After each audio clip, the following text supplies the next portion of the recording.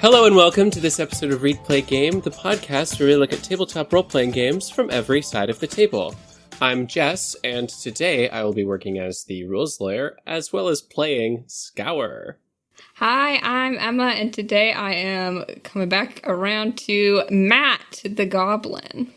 I'm Anish, and I'll be playing and revisiting Cog, the gobbo. I'm Tori, and I will be revisiting probably one of my favorite characters ever, Gatos. I'm Margot, and I will be playing Tofu.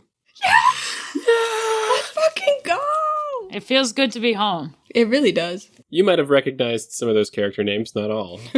For people tuning in for the first time, this is the first of three parts that make up the structure of the podcast, the read portion. We won't just be reading, though. We'll be walking through the character creation process of an RPG that we've selected for this week, talking through the rules as we go.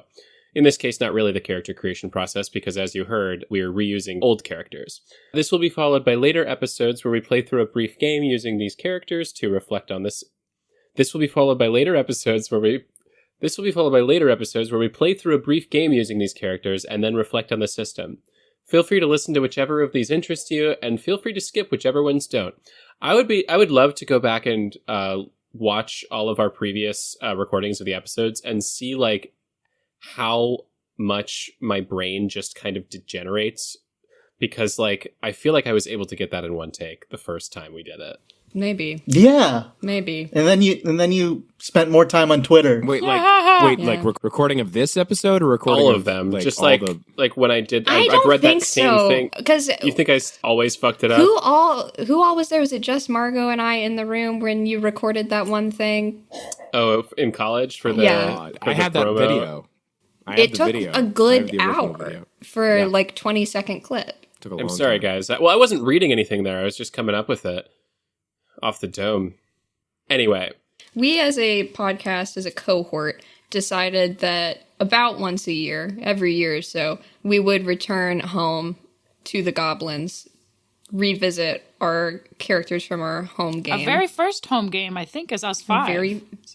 Yeah, Mm-hmm. the original. This week we're going to be talking about Space Goblins by Viditya Voleti. This game was recommended to us by Caro Assertion back during our Exquisite Biome interview, actually. I was looking through our old recommendations, and we immediately noted it as a perfect game for us to play because we're always dying to bring back these goblins, as we mentioned. If you're a longtime listener, you'll remember our goblins from our Goblin Errands episodes, or if you're one of the five of us, you'll remember them from even longer ago, from our first ever home game, as we mentioned. And I believe that we played it like about 6 years ago, maybe even to this day, because it was January 2020 that we started playing it. Wow. I'm emo. Yeah. That was a good time to start. Yeah, right? Long-term campaign. Genuinely, I think, yeah. Yeah. Like, Because, I feel like most of the long-term games I started playing did happen right around COVID, and some because of COVID, but, like, starting it right before COVID was like, well, we already have this group and we've met a couple times. And also we were in college. And we got along okay. A little bit. Right. I think it helped us stay sane. I became a dog. That's why I feel like we were able to kind of release a lot of our insane energy on the pod. I started a fucking pandemic in that game, so like... That's true. Ooh, Oh. Was that You know post? what they say? Art mimics reality. Did you really? I don't The remember. mushroom. With the mushrooms. Oh, the mushrooms. Yes, Yeah. yes, yes, Mhm. yes. And I think like I sent the initial text about doing it on I was looking back and the text was on January 1st too, so it was like Wow. bringing in the new year. New Year's resolution. But anyway, these goblins hold a very special place in our heart, and we hope you like them because They're 6 years old today. They're 6-year-old They're going goblins. to first grade. Well, in goblins they age faster. Ancient, yeah. They're dead. Yeah, they're pretty dead. With regards to the game itself, outside of our stuff, Space Goblins was developed as what I was looking at his Twitter, and it seems like this game was developed as part of something called the Goon Jam. Hell Yeah, I saw game that jam. too. Yeah. Hell yes. And So what is it? What is it? Goonin'. What's Goon Jam? What's I Yeah. Can you say more about Goon Jam? I was trying to think about, like, when did the term gooning become what it is today, and it has to have been after that, I think. No, it's definitely post-COVID, yeah. I think that It was that, before like, COVID. It has been a thing since way before COVID. gooning? Really? Before time. And how would you know that, Margot? Yo, don't come for me. Yeah, don't come for me. That's gooning, bro. Clever. Hey. Okay, let's continue. Moving forward. But anyway, I think, like, in this context, it probably means goons, like, you know, Get 'em, boys. henchmen, like underlings, Like that kind of henchmen, stuff. yeah. New Joyce. Because that's what goblins, I think, generally might reflect. But anyway, it was made for this game jam, and then I think further developed through, like, crowdfunding in 2020. Because there were a lot of posts about playtesting it before COVID happened, which is interesting because I feel like, there was a big boom in that kind of stuff around COVID, but this one was, like, just before it. It's also fitting because, like I said, that's right around when we started our Goblin game. And it is in terms of gameplay, it is a 2 to 5 player GM-less game. I put an asterisk next to GM-less because there is a role called the referee, and that rotates. But we'll get into that later. It's a hack of a game called Tunnel Goons, which is a pretty simple system that I didn't look that much into, but it seems like it's like it's intended to be hacked. It's like a system forward sort of thing. Wait, hold on. Tunnel Goons? Maybe the Goon Jam was just Hacks of that game? Yeah, hacks Tunnel of that snakes specifically. rule. What's that a reference Fallout to, Tori? 3. Tunnel snakes Yeah. rule.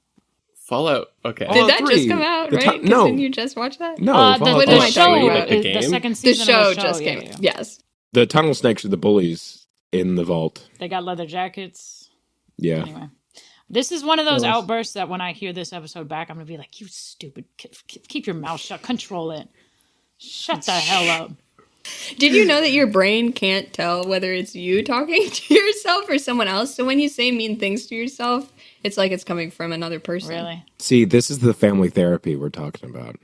I also want to make another fun note. When I was looking through his tweets, I also saw a tweet that said, really glad Troika broke ground on having punctuation in the title. Now I can have games like Space Goblins require the exclamation point and grammar be damned. So I think that Nice. the exclamation point is Space part Goblins. of the title as well. And Troika is listed as one of the inspirations for this game, so I'm sorry to whoever that upsets. Girl, we literally talked about you not saying that until the game episode. Really? Yes, we had a full conversation about keeping that under wraps. Did I say Troika? Yes. Did I say Troika? I meant Power about the Apocalypse games. Wait, keeping it under wraps from us? Or keeping it Keeping it under under wraps? wraps from Tori so that Tori. there wasn't a bias. Oh. And then if I like it, you can be like, we got you to eat your vegetables. This. Well, let's eat your vegetables. More like it is different. It's just the randomization Alright. that is similar. Anyway, sorry guys. Yeah, I'll pull up these Twitter threads later. So going into the game, to play this game, you will need index cards or something to write on. I think that whatever you have is sufficient. Writing utensils, erasable. I wrote if you're a pussy, Ha! but erasable Isn't it like erasable preferred? preferred. Yeah, I have a pencil. I was in a very specific mood when I was writing these. That's very different from Troika, which had the line make bold. It was like make bold choices, blah blah blah, and write in pen. Yes, yeah. Troika's same creator? No, because they were talking No. about. Okay. Multiples. Then you'll also need at least 2d6, and that's 6-sided dice, and 4 8-sided dice for a 3-round game. And you will need various tokens, at least 15 of them, for use as a teethiness counter. Teethiness is a stat, a number that will be relevant later. Which And- we have that in the Roll20. Yeah, and this last one is the most interesting. I'll say it's especially notable that this did begin development in 2019 because it does very much appear to have been designed with in-person play in mind, as opposed to a lot of games that have been developed completely remotely. At least 40 individual interlocking building blocks, such as Lego, to use as junk, which is not a mechanic I've seen in a lot of games before, or any games before. So we'll see how that. I mean, for remote, it is different for us. We do have a picture that Emma drew that is, it's like a little Lego ship structure that we can color in. So that will be useful for our specific purposes. And then, so that's the setup stuff you're going to need. And in terms of the actual game structure, can we read the where is it? Goblin principles? I feel like that's helpful to have kind of up top. Sure. Well, what we'll say is that the premise of the game, which I don't think we've really touched on, is just, I mean, it's pretty evident from the name. You are all goblins. Congratulations. You are also barreling through space in a ship made of junk and scrap. How lucky. Your goal, to make it to Junktopia, a utopia for goblins in the middle of space, with your ship intact and as much junk as you can carry. Yay! Pretty simple. I will say this, for anybody who knows the game Lethal Company, it is pretty much exactly that. It does feel like Lethal Company a lot. But instead of giving all your junk to a company, you are keeping it for yourself. Wow. Mm-hmm. Taking it to Junktopia. This is what I meant by it feels like we might be dead and this is like heaven. Like we're trying to find Junktopia. Like we're in purgatory and going towards heaven. So, I mean, it's not like somebody killed all the goblins. Careful. Yeah. Like who did that? Who would have done that? That'd be mean. Girl. Goblin principles. Yeah, would you like to read for us the Goblin principles? Me? Yeah. Okay. Goblin principles. All space goblins have a set of principles they follow, and all goblins on the same junk ship agree to follow these to ensure a fun, healthy, and safe journey to Junktopia. So we are going to read the principles all space goblins must adhere to and ask players if there are any additional principles we'd like to establish for the game. So what we've got is: space goblins will cause mayhem and chaos, but do not harm or harass civilians or the oppressed. Space goblins love to junk and scrap, but do not love those who stand with or benefit from oppression and bigotry. And space goblins will check in with one another to make sure they are having fun and will always respect each other's boundaries to help create a safe space.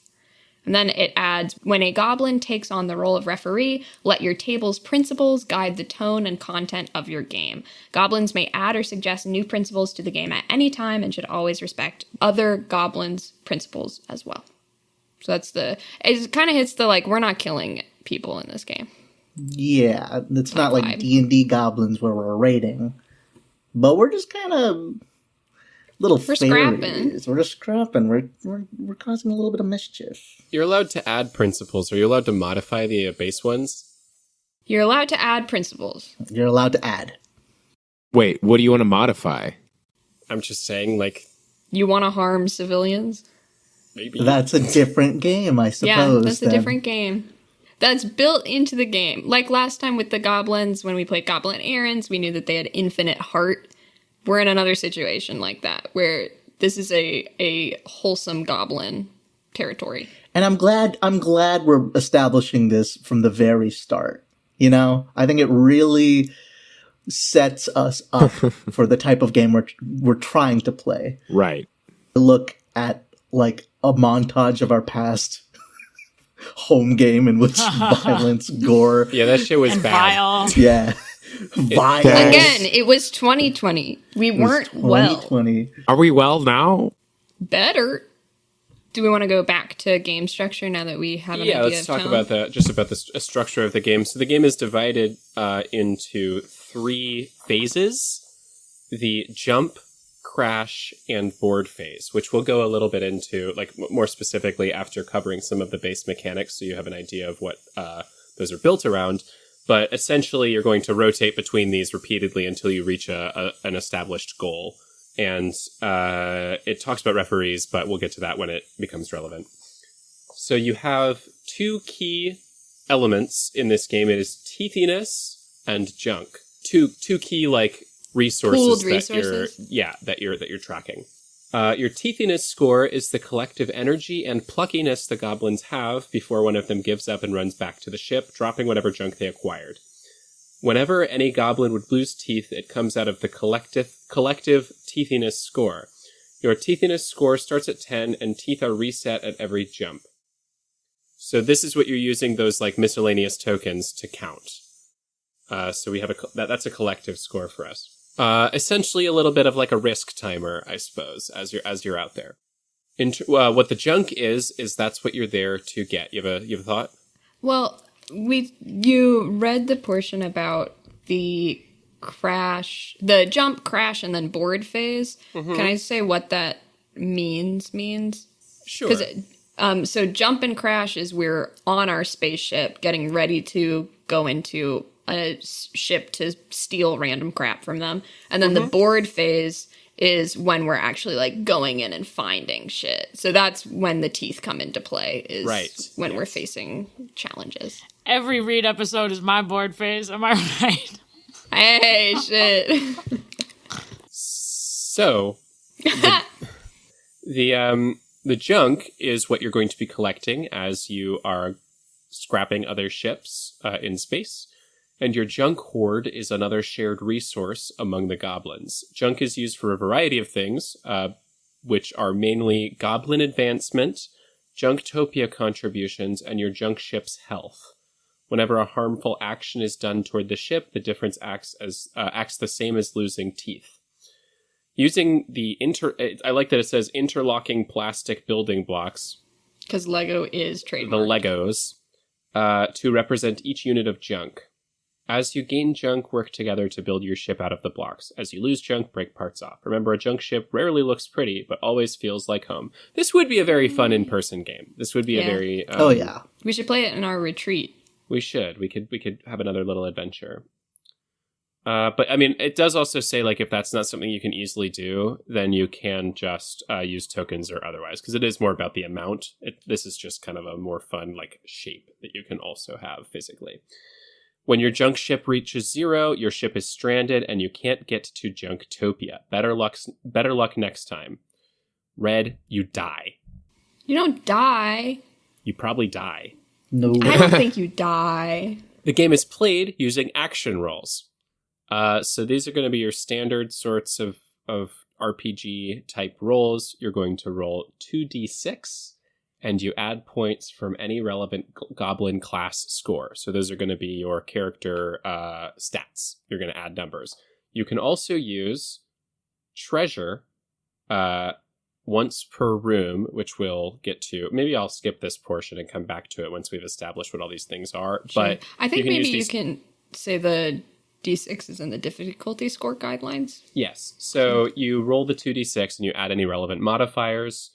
And compare it against the difficulty score guidelines, which are easy, 8, 1 moment, 10, and this is a tough one, 12. Which we will be taking turns who's refereeing, so I'd have everyone jot that down real quick. Is that easy is 8, 1 moment is 10, this is a tough one, 12. So like those are the general. Easy, medium, hard. And what you're going to have generally when you roll 2d6 for any, like the probability scores, or the probabilities for any games that use 2d6, like Monster of the Week / that's what I default to, but Powered by the Apocalypse games. The most common number you're going to roll is a 7, which in those kinds of games, I think a 7 to 9 is like a mixed success. So it's interesting to me that 8 is the minimum success roll here, because if your roll fails, the difference between the roll and difficulty score is removed from the teethiness pool. Yeah. I do think with the modifiers, it should be more reachable. Yeah. Like we should be doing the things that we're good at. If a non-goblin force opposes the crew, their difficulty score is also their health. So like easy 1 moment, this is a tough one. And this is also like, this is a read episode where definitely everybody should be noting how that works, just because you are going to need to know that. You don't have to literally note it, Tori, but just like if there's a challenge, the 8, 10, or 12 will also be that opposition force's health. So 8, 10, and 12 are just the key numbers you need to remember. And they specify that health doesn't always mean physical well-being. It's just like how much you gotta fight them. Because the force isn't necessarily like an enemy. It could be like an obstacle, and they're just like wearing it down. I'll read an example just to make it more clear.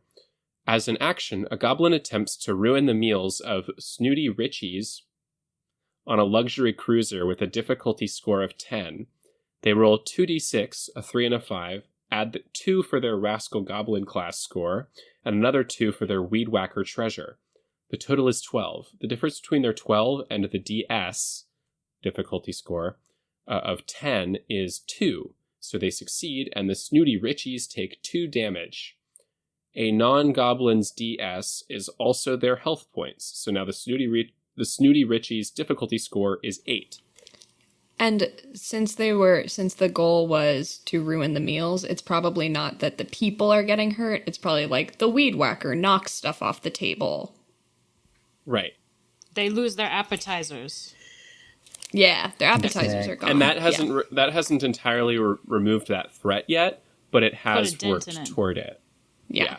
Yeah, so you're trying to score as high as possible to make a much larger difference between them. Yeah, but even then, what, they rolled 12? And that's like, no, I guess the best you can, no, that's the best you can do. And even that only took 2 off. Well, they rolled an 8 and then ended up adding 4 to it. Which is why you're incentivized to do the things you're good at and use treasures that'll help you. Yes. All right. I think that's the challenges, I think, should take multiple actions. All right. Yes. And notably, like when you then do this, like another action against the same thing, the difficulty score is lower, so it's going to be easier to wear it down, and then eventually it'll be down to like say you roll like a 10 on the next one, then it's down to 6, and then you roll a 10 on the next one, then it's down to 2. So like it's going fun. to it's you're wearing down at it, and it's also easier each time, but you could still fail. The treasure can only be used once per room. For this next roll, you can or cannot use Weed Whacker. Not in this room, no. But I imagine you still have the Weed Whacker, but like you just can't use it here. So I imagine treasure is just like they know your tricks with the Weed Whacker. And that's each treasure. So maybe multiple. If you have multiple treasures, you could use a different one or something. You had a question, Margo? I had a question for our teethiness. Like, are other things rolling against us at all, or is our teethiness only going down by us failing? So that's actually here in the same example, it says, if their roll plus points only added up to 7, however, the difference between their 7 and the difficulty score of 10 is -3. The goblin fails, and the team loses 3 from their collective teethiness score. So nobody is rolling against us. We're rolling against the difficulty score. That was Yes. Copy. Cool. And it's totally random who takes the helm at any point, but we could be like, just so we can get our footing, who's comfy taking the helm first, and do random for who feels comfortable with it. Throw me in there. I'll put my hat in the ring. Slay, let's do it. Okay. Now we're going to get, unless there's other questions about that section, we're going to get into goblin and ship creation. Yeah!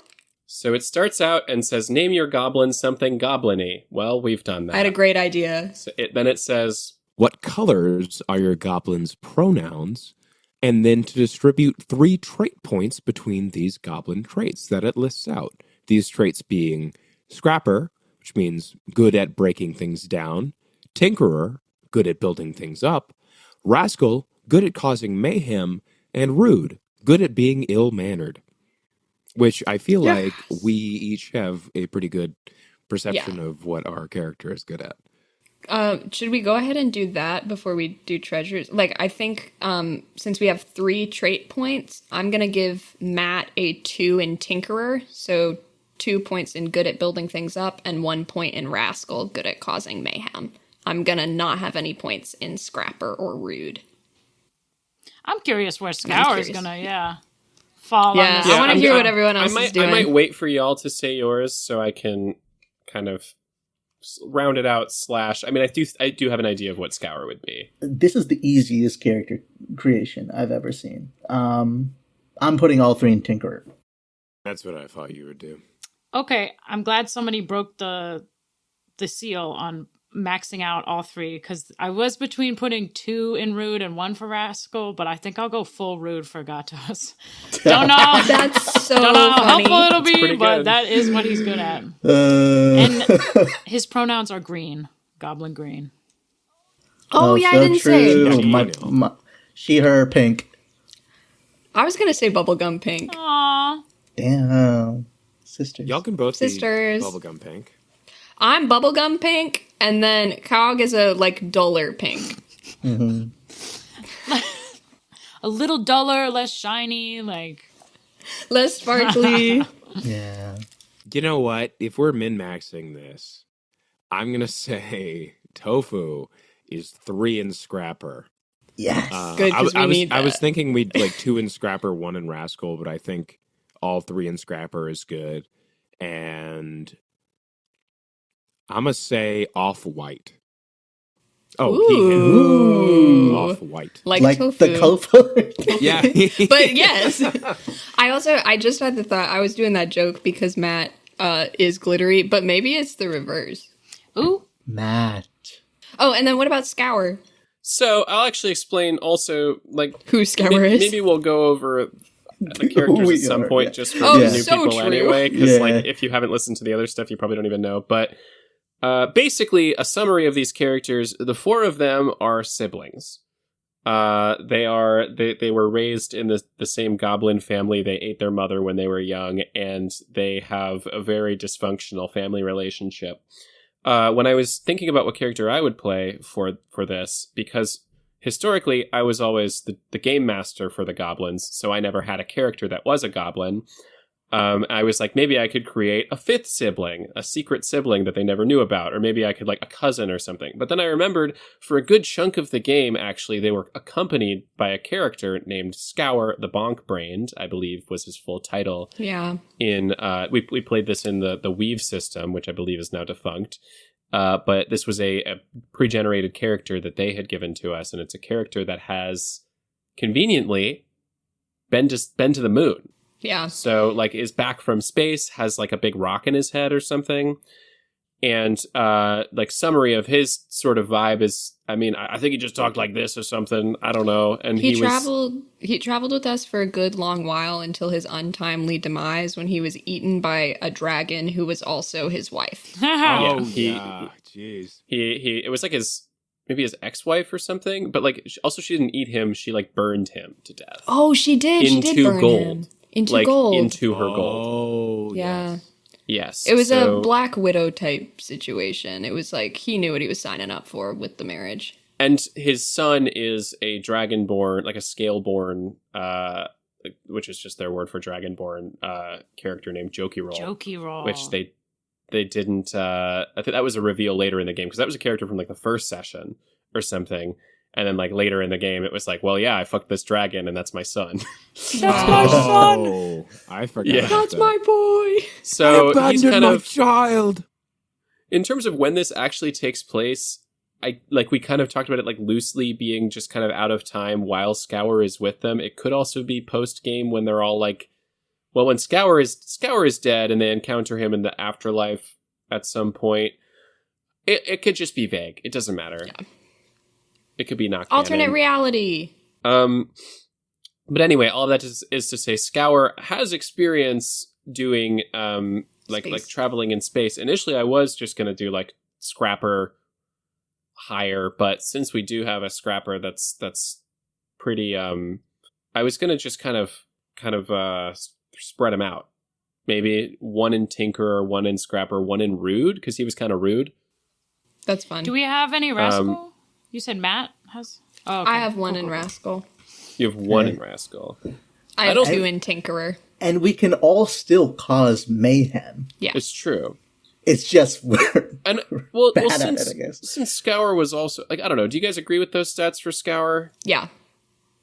Scour was pretty a straightforward kind of He was fellow. just kind of a guy. He was just kind of a, keeping like, us on the path. Yeah. Yeah. We'll find him. We'll find him again. I don't remember him. It's been 6 years.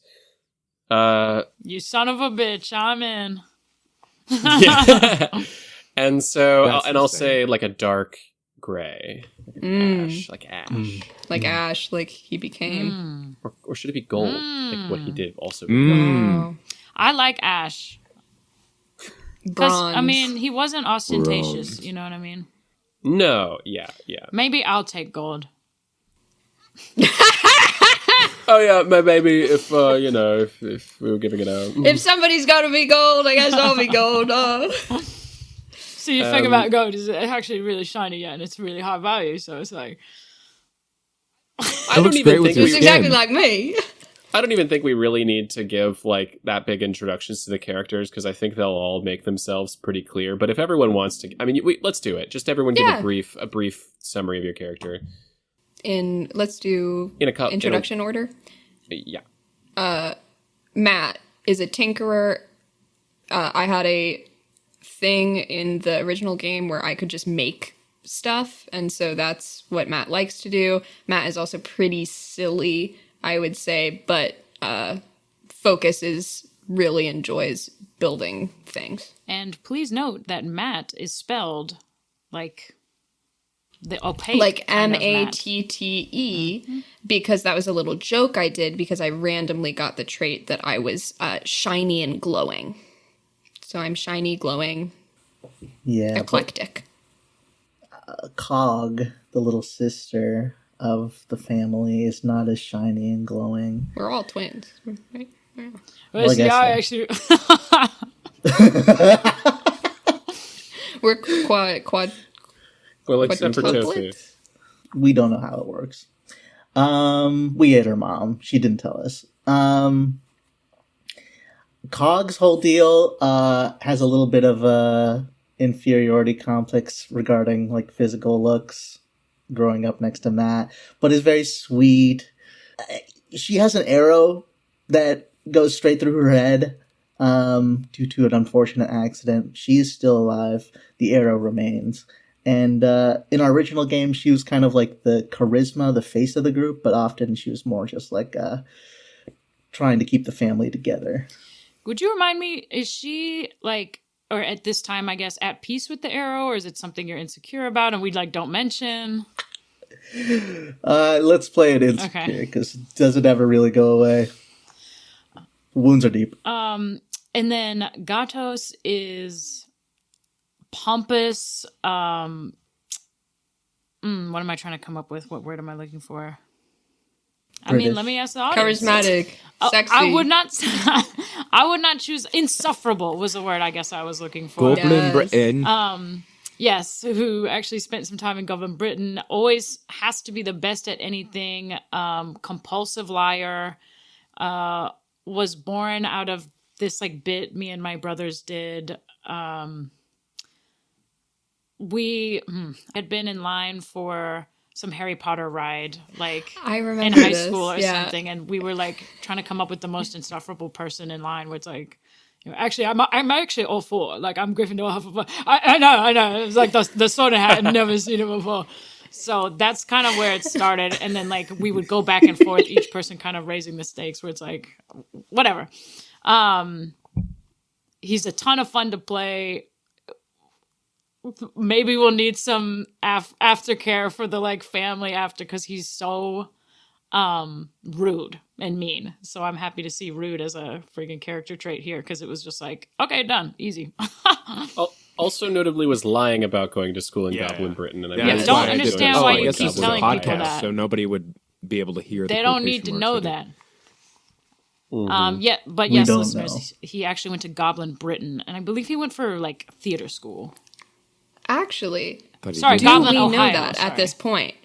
Because we did figure that out in the campaign. So kind of up to you. Do you think that we're post-revelation of knowing that you did not actually go to Goblin Britain? No! So we all still think you went to Goblin Britain? It's so much funner if we think. I don't know. I think it could be fun to be like, oh, and you went to Goblin Britain? Like... Well, I went to space.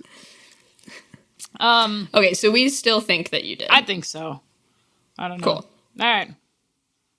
Well, see, it's kind of hard to put me in the middle, because it's kind of like you got the best already, so it's just downhill from here. So good luck. Sorry, who has to follow me? Tofu.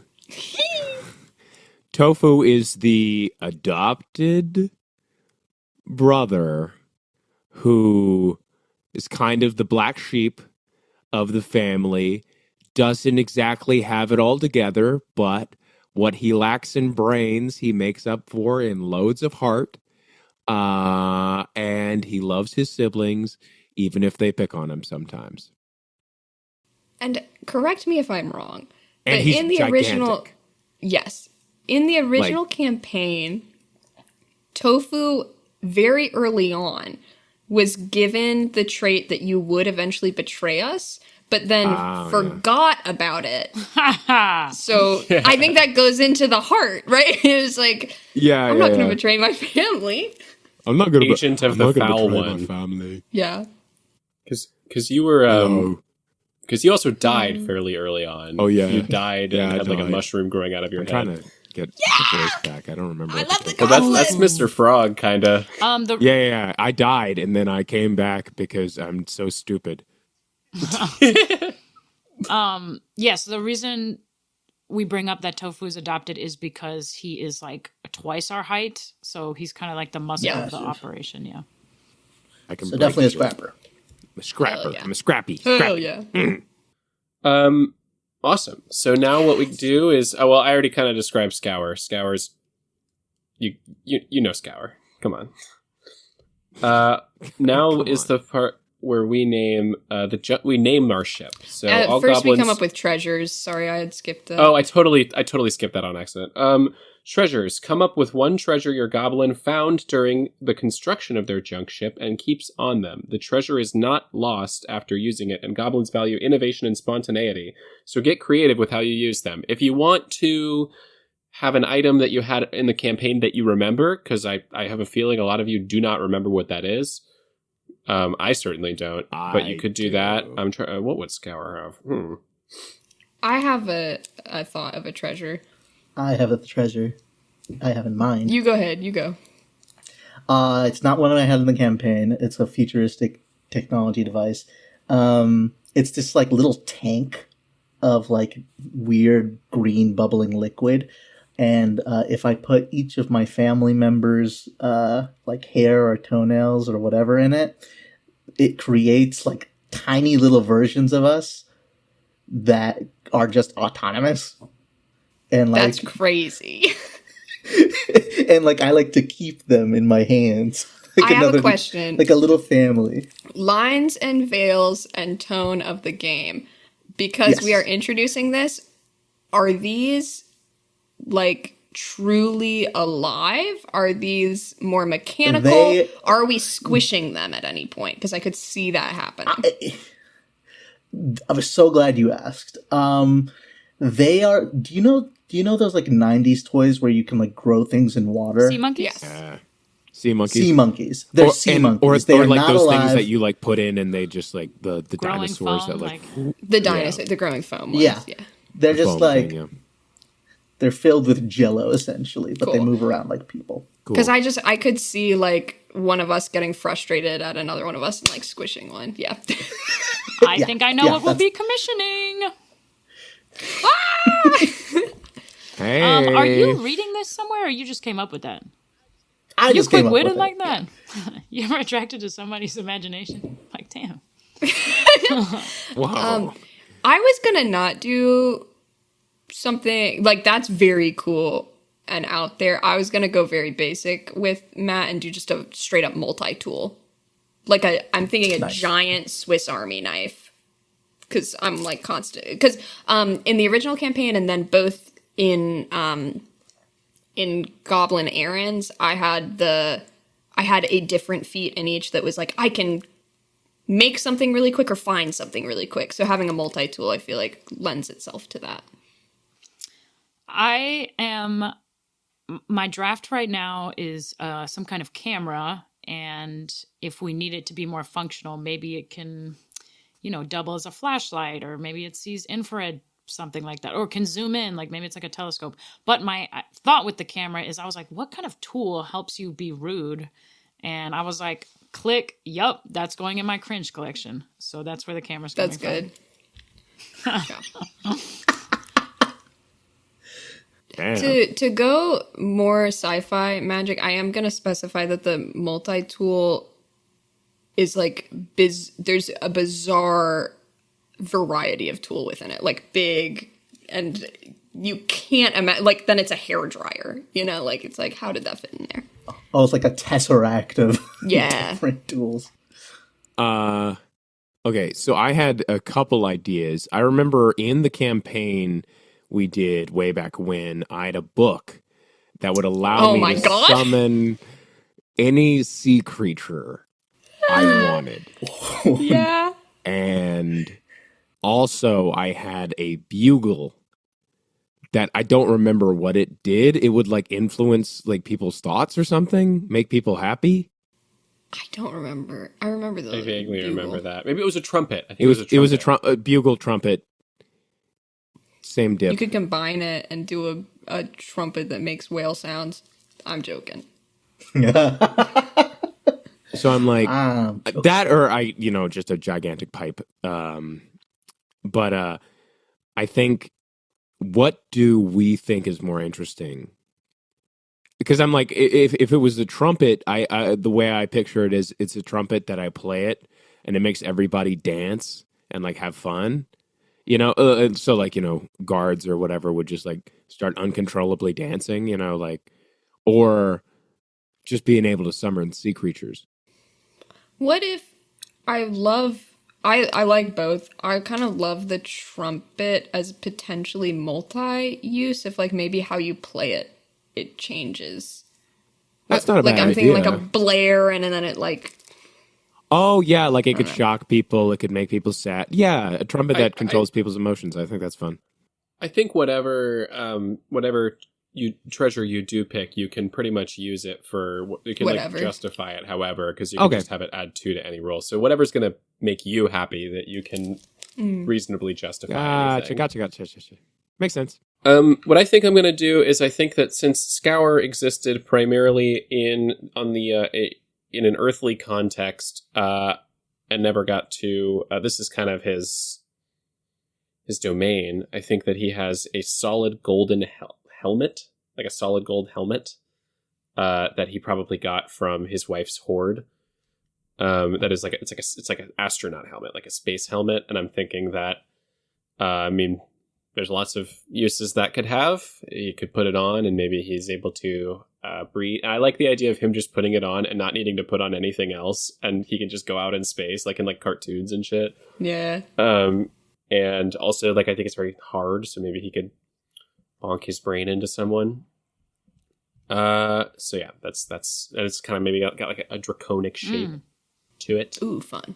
I can feel Gatos already settling in, because my knee-jerk reaction hearing you say that was, well, I've actually got a full gold suit of the entire suit, like not just the helmet. So I've got actually a diamond helmet. So yeah, it's crazy actually you say that, because I've got the unobtainium, it's like His wife's hoard. I call them women. Yes. All right. Don't call them the old ball and chain, For bro. example, take my wife, please. All goblins should name their junk ship together. The ship's junk hoard starts at 20. 30. Yay! 30 for 4+ players. Which So it we starts have. at 30. There are 4 of It does us. start at 30. Distribute My 4 game points. starts at 30, actually. Distribute 4 points among the following ship traits, each goblin distributing 1 point at a time in turns. So there's 5 of us and only 4 points, so y'all do it, because y'all are the actual players. Rough, tough scoot sheet. Cool.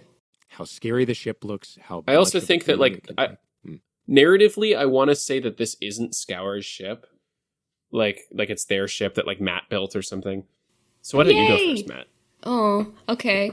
This is on page 10 of the PDF. Our ship can be rough, which means it looks scary. It can be tough, which means it can take a beating. It can scoot, which is how fast and responsive it is. Or it can shoot, how much the ship can bite back. I would say with Matt, I'm trying to decide as Matt what I would have contributed first. I think I'm going to give my point to Scoot. It can move fast. I do have a question.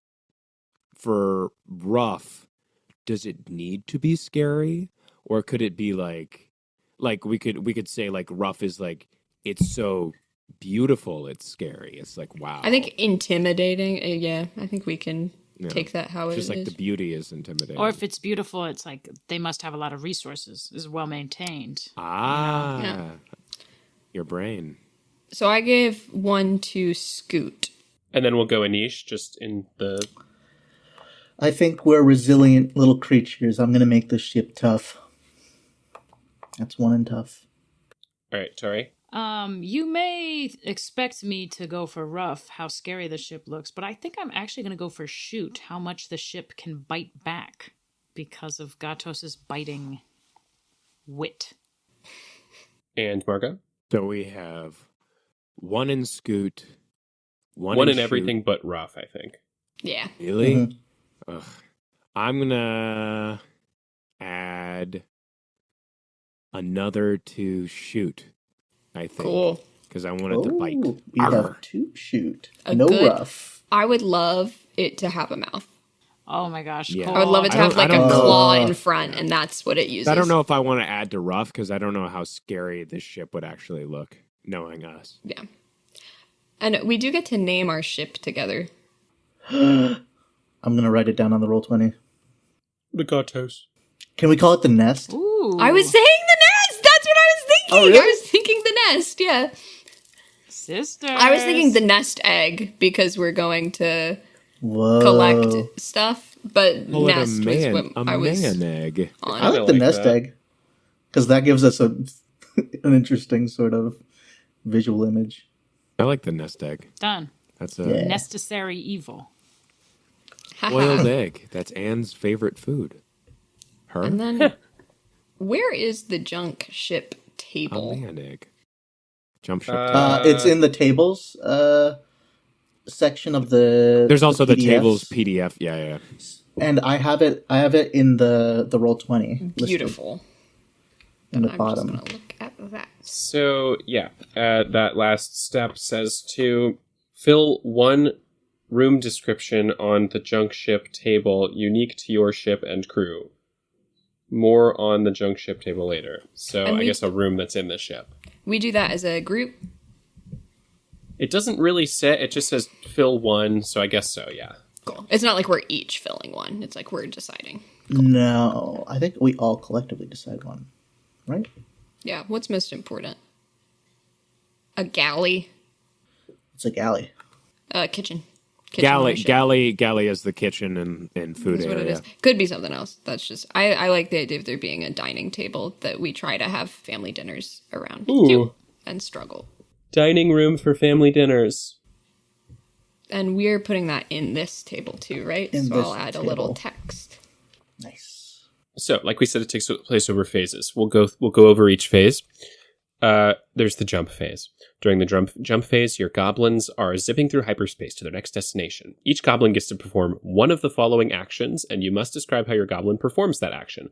This is pretty similar to Scum and Villainy or like Forged in the Dark style games. We played Slug Blast around here, obviously, where there's sort of an upkeep phase before the action. So the actions that you can take, which each one gets to do, are either find treasure, repair and prepare, or horse around. What find treasure is going to do, each of these have like junk costs. You spend 10 junk to add 1 treasure to your character sheet. It can be anything you could have conceivably found on your junking adventures. Each goblin can carry up to 3 treasures with them during board phases, and treasures can be exchanged between goblins freely, so you can give this over to somebody. Each goblin who tries to find treasure rolls 1d6, and on a 6, they find their treasure without spending junk.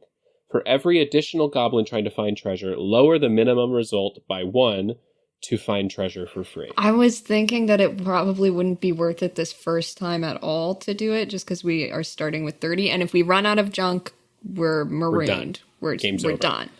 But I love that it could potentially be free. I love to gamble. But that Let's would go that's gambling. That's assuming all of Oh, us dang it. are on the same page. Let it ride. It's a collective Well, resource, guys. Let it If you, ride. yeah, it's a collective resource. I do think we'll see, because we get to collect more junk throughout the game. My question here, though, is it you can pool goblins together on this one action and make it go down? Probably not, because that would. Or can you pool them to do it, or is this each individual goblin taking this action separately? For all of them, the number is lower. It looks like for every additional goblin, so the first person to try to find treasure, for example, if I was to go first and roll to find treasure, and then I got a 6, that would incentivize more people to find treasure. And they would have a 5 and a 4? Yeah. But if I was to find treasure and I got not a 6, and I had to spend it, then maybe everyone would be like, ooh, never mind. Let's not try Right, to but for find every treasure. additional goblin trying to find treasure, Oh! Yeah, we just all 2 goblins benefit. is 5. But then, like, I don't see how that's... I guess since you're all spending your action on that. Oh, so it's not like afterwards. I thought it meant like after you roll a 6, every No, additional no, no, goblin. no. Oh, so, that's like, if slay 3 then. So you can goblins, all you just have to 4... roll. But my question is, it all one roll No. for all these No. goblins working together? They all do I the don't think so. individual one. Each of Yeah. them get to do one roll, but Okay. essentially it's a expensive risk. Yeah, 'cause that's it's Yeah. terrifying. jump. What if you all roll poorly? Wait, And you're just immediately here's my question, too. marooned? Because it says 1 goblin 6, 2 goblins 5, 3 goblins 4 plus. Would 4 goblins be 3? Yeah, so I was misunderstanding it. Okay. I thought it was moving forward. It's you have to decide who's gonna find treasure this time, and then it'll set the difficulty. I see. So you have to commit first. Right. So the more times you're rolling, the more times there is a risk, even if your number is lower. Understood. Repair and prepare. Spend 20 junk to either increase any ship traits by 1 or to award each goblin crew member 2 traits points. Each goblin crew member. Wow. Exciting. It's kind of exciting. Horse around. It's expensive. Increase the next board phase's teethiness total by 1. For every additional goblin who horses around, increase the teethiness added. Teethiness? I'm now doubting myself. Teethiness. Increase the teethiness. Lord. For every additional goblin who horses around, increase the teethiness added by 1 extra goblin. 1 goblin is 1, 2 goblins 3, 3 goblins 5, etc. Teethiness resets back to 10 on the next jump phase. That feels So fun. that's the only one that doesn't have a junk cost. Yeah. It sounds like sunk cost. Wow. Does all that make sense? Once everyone has made an action, move on to the crash phase. Yes. I'm excited. So, and by I it. imagine we can probably, when we're doing it, just describe like how we're doing a thing, like horsing around, like what are you doing, etc. Just for fun. Anish says Goblin D's nuts. Thank you. So that's the prep phase. The what did I say it was called? Jump? Yeah, the jump phase. Then there's the crash phase. You have to gather more junk, which means crashing into another ship. So we're like pirates. We're raiding other ships here. For junk. Follow these instructions to determine what kind of ship you crash into. We all will roll 2d8. Roll an additional d8 for each earlier crash phase you've played in the game already. So on your first round, you're only going to roll 1. Between all goblins, match up as many of the same numbers as possible. Consult the ship table at the end of the text. The number with the most matches determines the ship type, and the number of matches equals the ship's size. Choose the group's preferred option in the case of ties. Cool. So the ship's tables, those options are on a separate PDF. There's Which a bunch of tables. I don't think we need to go over those. No, we'll get into No, them no, when no, we no. roll them. Once you determine the ship, you must now determine which goblin will stay on your junk ship to take care of it by rolling on the chores table. Whichever goblin you feel wouldn't have done the task rolled stays on the junk ship and acts as the board phase's referee. This may end up being Gatos more than. That's so funny. Once the appropriate goblin has been scolded, move on to the board phase. So does anyone have questions about the crash phase? I don't think I fully understand the chores table thing yet, but I think we'll get to it. It's we roll something and then have to decide who stays on the ship. Yeah, there's a chore that happens and that just is... Cool.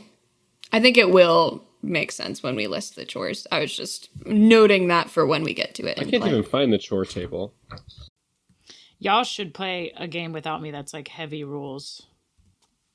One of Is these this days. reading as heavy rules to you? I think that we're talking a lot about them. I think it's really like check the table when you get to it. it's Honestly, super- this will be really smooth when we just do it. The chores table is, I found it. You found it? Great. The third phase is the board phase. All goblins, except the referee, board the other ship. The referee describes where the goblins are going, what's stopping them from junking a room, and what the difficulty scores are for obstacles.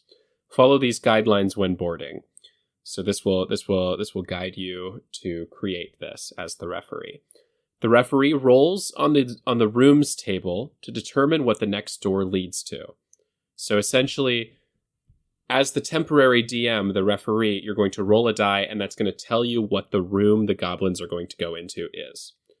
The referee comes up with an obstacle appropriate for the room they are in, and sets an appropriate difficulty score for the obstacle that must be overcome before the room can be junked. So there's one obstacle in the room. Obstacles should be fun and zany, keeping with the tone of the game. Referee advice can be found later. And when you roll on this table to figure out the kind of ship that you're on, you're going to have probably some inspiration. So like, I'm just going to give an example here, just to kind of set the vibe. You could roll a corporate ship. If you then roll on that table, the room they end up in could be the paperwork room. Hypothetically, if they end up in the paperwork room in this corporate ship, maybe the obstacle is there's a labyrinth of paper that they have to navigate or something, or like maybe there's a paper monster or some sort of thing. So it's just that'll kind of inform what you might find in there. Does that make sense? Makes sense. Okay. And they set an appropriate difficulty score. Once a room has been cleared, each goblin gets a junk die equal to the rarity of the room, determined by the die size category it is on the rooms table. They hold on to this until the end of the phase. May I don't think that I am processing all of this in this moment. Yes. I'm wondering if we can do it in you want me to be the first one to stay on the ship? No, I'm more so, it's just a lot of text to listen to. I'm interested in being like, once a room has been cleared, we roll to figure out what treasures we get. And yes. Then, just to summary, because they make it explicit in the rule book so that we can go back and reference it. I don't know if we need to say it out loud because it's overwhelming my brain. I was going to say if I could add, just see if I can, summarize to see if I understand it. And, so from how I'm interpreting it, for the board phase specifically, in crash phase, we decide who's going to be the referee. The referee is basically guiding, DMing the board phase. So we go into the board phase, and with the board phase, that's where you use the die that we have to decide based on the table that they have of the different rooms, the different ships, what kind of room you're going into. And then as for the obstacles in the room, you basically come up with that on your own. Like you were saying, the room is decided by the dice, but the obstacle you figure out as the referee. And then you can also decide, oh, I want this to be an easy obstacle because it's not like a physical thing, or this is the last room on the ship, so I'm going to make it a harder obstacle. And then, it plays out with people rolling for teethiness and all that stuff. Is that correct? Yeah, I think so. But I do think that I can kind of roll it up in a more, to go to explicitly talk about the order of it. 1, you're going to roll a die. That'll be the room. Then you come up with the challenge, the obstacle in that room. This is what the referee does. Once that challenge has been cleared, all the goblins get junk from the room. Yeah, treasure. Junk, sorry. Well, not treasure, but yeah.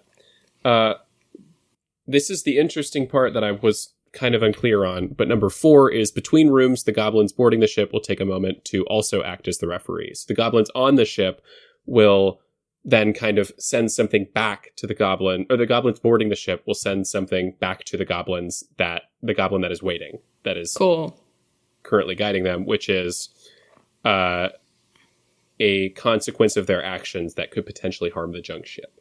Cool. And then they decide that, as a result of them... I was going to do an example from the previous one with the wrecking the food. Then maybe it's the garbage chute opens up and spaghetti gets all over the windshield of the ship. Yeah. That's a great example. And then they set a DS for that, a difficulty score. And the goblin on the junk ship then decides how they will save the vessel, and they roll the appropriate ship stat. That's where the ship stats come into play. This only happens once. Either the junk ship succeeds or it loses junk as described in opposition. So, like, Interesting. Damn. it doesn't have a teethiness score. It's just going to straight lose junk. So the referee rolls for the ship. Yes. Cool. Then the goblins continue to the next room that gets rolled on the rooms table, re-rolling duplicates. They continue to explore until the boarding party has either been to every room, chooses to head back, or the party's teethiness score is reduced to 0. Cool. Lastly, all goblins who boarded roll their junk dice and add the total to the junk hoard. Cool. Okay. There's a referee advice section. Well, Tori had a question. Yes. Yeah.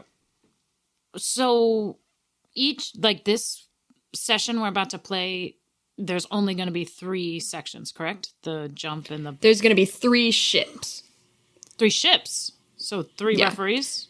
3 Hypothetically? referees. Okay. All right. Thank you. Yeah. Because I think it's pretty quick. It's like, challenge, get it, move on. Challenge, get it. Yeah. Yeah. Okay. All right. When creating a difficulty score for the room, you can start by making one single difficulty score that starts as one problem, that as the goblins lower it by rolling over, turn into new problems. So, like, hypothetically, as the number gets lower, like maybe you did solve an issue, like there's a leak in the pipe or something, and they clear that up, but then they're still facing the challenge, like something else explodes in the room, like because the room is the challenge. Just going back to the food example, because it was on there. Successfully, we're knocking some of the plates off, but now the rich people have stood up and are asking what we're doing here. And challenge rating is lower for the room, but it's a new challenge that we're facing. I can't get over how good the green looks. It looks great on that nose. Are you talking about me? Yeah. I like how it's What you doing after this? This is why I know we couldn't do the rom-com bomb, because it just would have been... Come on! Give me a chance! Shit! Between phases, all goblins work together to build a new addition to the junk ship with some of their findings. Each goblin who brought in junk writes a room that is added to the junk ship in the next blank of the junk ship table. Keep adding rooms after every successful board phase as long as you obtain some amount of junk while boarding. This table will be used during the final crash landing on Junktopia phase of the game. If you run out of space on the table, feel free to replace, remodel, or expand on an existing room. Repeat the jump crash. So that's it. Then there's Finding Junktopia section, which is how it ends. You repeat this cycle 3 times for a short game, 5 times for a medium game, or 8 times for a long game. We're going to do a short game because I know that that's going to be what we need to do. I mean, if we did a medium game, we would each get to referee at least once, but I think it's the short game is fine. Yeah.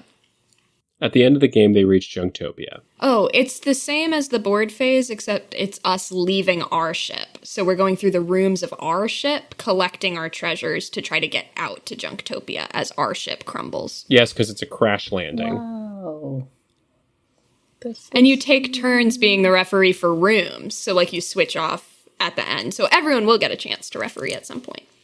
Yeah, so we'll play that out when we get to it. What's interesting is I remember Viditya saying in an interview or like on a tweet or something that this is kind of a loose fusion RPG and also kind of board game sort of vibe. So that's kind of how it's supposed to feel, I think, like you're playing a board game. So that's about it. They've got a section on sequels and the room and ship creation. So I think we're ready to jump into play. Hell yeah. Let's freaking go. Okay, well, thank you so much for listening to this episode of Read Play Game. Be sure to check us out on Linktree/ReadPlayGame. That is linktr.ee/ReadPlayGame for links to our Patreon, our social media, other fun resources that we share. We have our itch.io where we've published some stuff. And we also have a Discord that you can join and talk to other listeners and sometimes us. And a lot of the time, I stay on that thing. Yeah. I mean, we are on our phones. So you can also email us at readplaygamepod@gmail.com with suggestions for other games you'd like us to play. Honestly, join the Discord and say suggestions so that you can get feedback from other people. And also, you'll be in our Discord and get some cool combos going. And also, please rate us on whatever podcast platform you use. Rate us 5 stars, probably. Please rate us 5 stars. 5 stars. You must rate us 5 stars. And tell your friends about us. So beyond that, we'll be right back next week for you. On a different side of the when table. we see you on a different side On of a the table. different side of the table. Yeah. On a different side of the dining room table that we put in our ship.